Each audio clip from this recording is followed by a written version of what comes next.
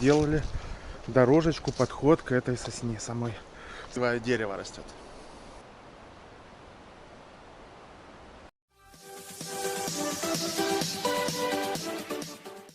Привет, друзья! Меня зовут Николай, и сегодня мы находимся в Ялте, в горно-ялтинском этом заповеднике. И сейчас мы здесь прогуляемся, а здесь открыли новую тропу к большой старой сосне.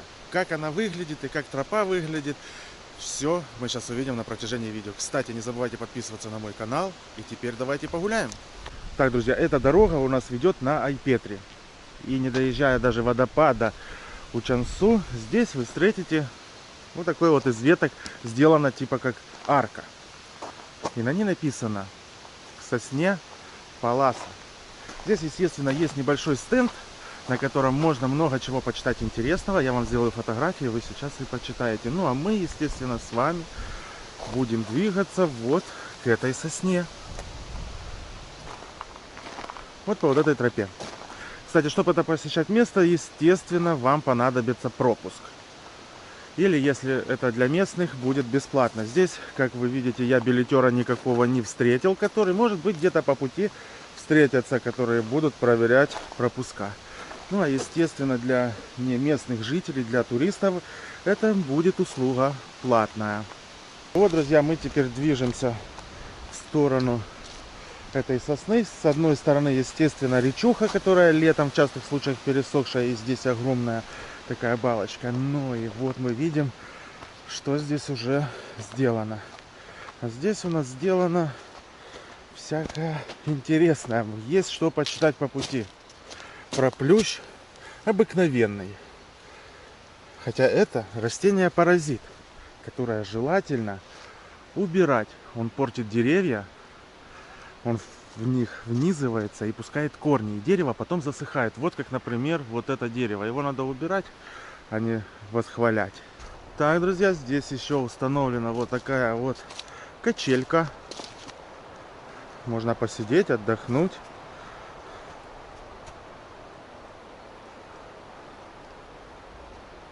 Ну, а теперь мы идем искать саму сосну. Здесь, конечно же, есть вот такие огромнейшие сосны стоят. Были высажены, естественно, очень давно. Вон какие они огромные. Значит, там она еще больше размерами. Ну, конечно же, сегодня небольшой ветерок. Но в Крыму у нас потеплело, снег тает.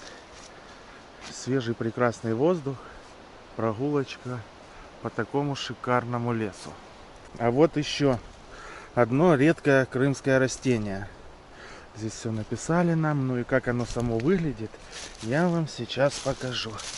Вот таким вот образом. Вот такие небольшие кустики. Здесь их не так уж много и попадается. И размерчик у них обычно небольшой. Ну, они достигают до 40 сантиметров. Еще встретили одну надпись: клен Стевина. Где этот клен находится, я не знаю. Я думал, что таблички надо устанавливать возле этого дерева. Но, возможно, где-то здесь этот клен и есть.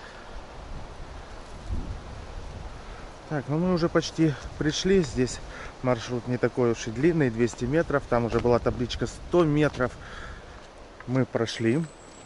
Чтобы не заблудиться, здесь одну тропу перекрыли. Кстати, вы должны знать, что по заповедному Крыму, в этом заповеднике, где попало, гулять нельзя. Если поймают, могут выписать штраф. Надо придерживаться тропинок. А вот еще кизил обыкновенный.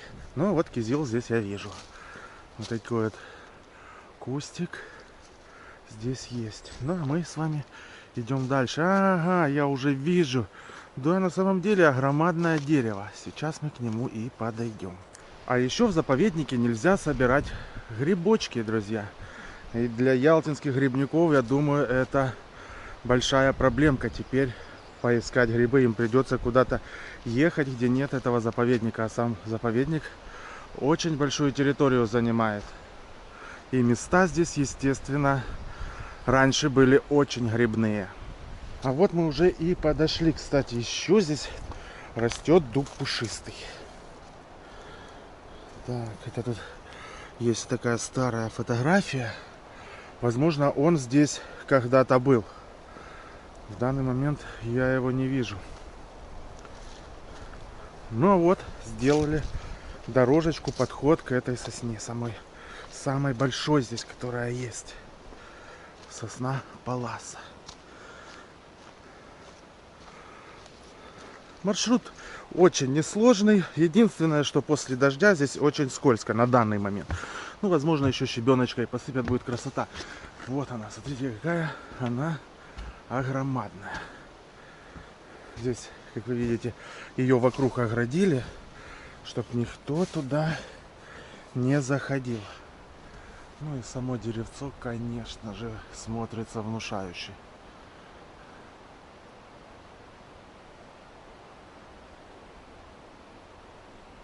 Так, друзья, ну вот на заднем фоне это сама сосна. Я думаю, чтобы было понятно, вот, по сравнению со мной, она, конечно, надо человека 3 или 4, чтобы ее обхватить.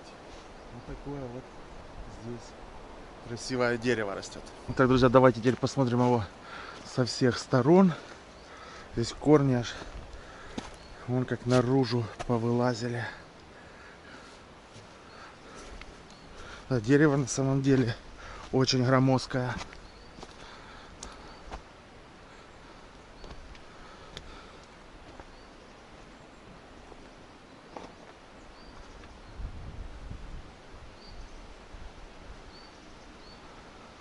А на Айпетре еще, друзья, есть снег.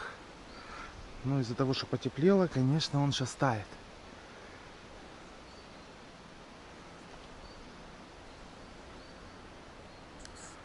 Ну, на этом, друзья, конечно же, будем и заканчивать прогулку по этой тропе, потому что она коротенькая. Даже отсюда видно трассу, по которой ездят машины в сторону Айпетри.